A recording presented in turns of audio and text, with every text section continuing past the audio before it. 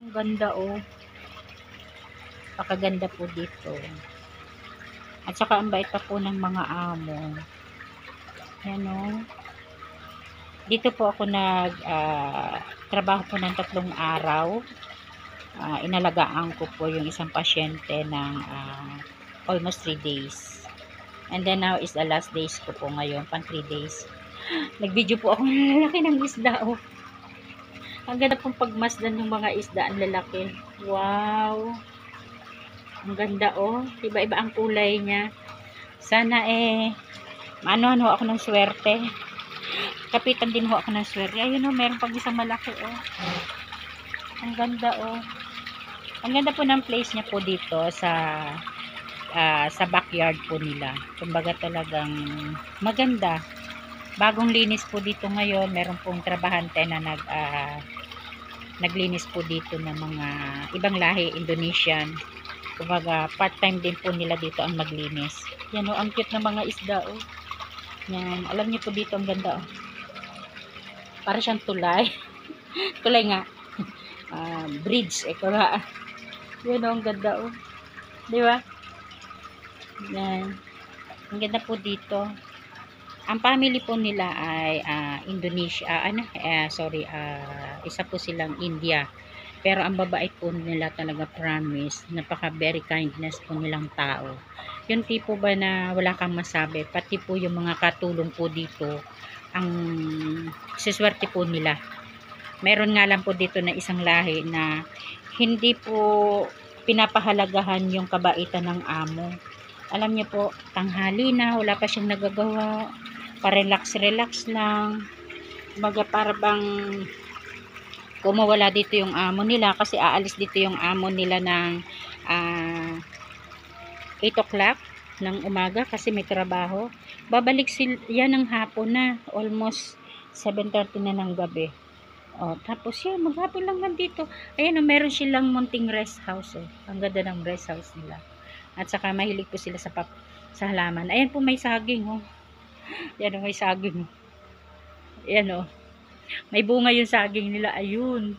Tapos, nanungkit kanina yung hardinero ng papaya. May 3 nakuhang siyang hinog na.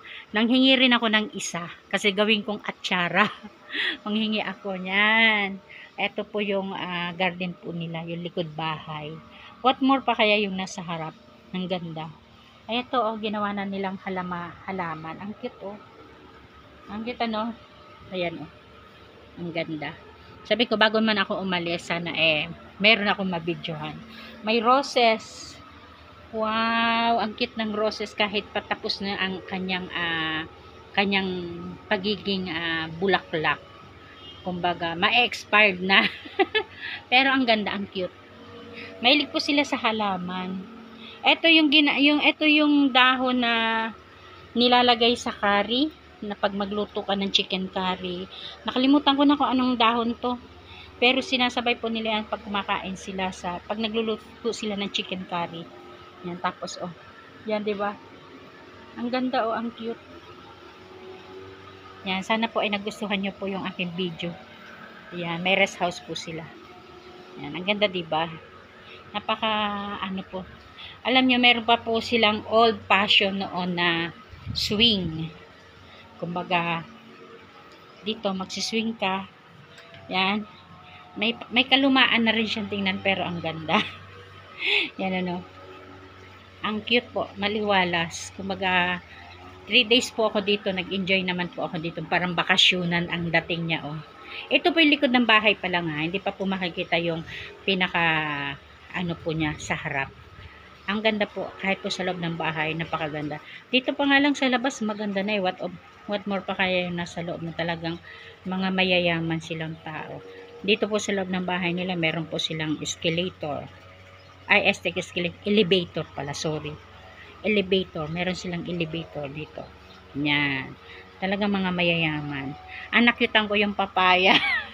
Alam niyo po, doon sa kabilang bakod, may malunggay. Ayun o, malunggay yun. Malunggay po yun, no? Manghingi sana ako ng malunggay. Ayan, o, yan, o. Ang kaso, hindi na po yung bakod nila. Baka mamaya masita tayo, no? Pero may malunggay. merong dahon ng mangga, may puno ng mangga. Ayan, nakita ko mangga po yan. Yan, ang dami po dito.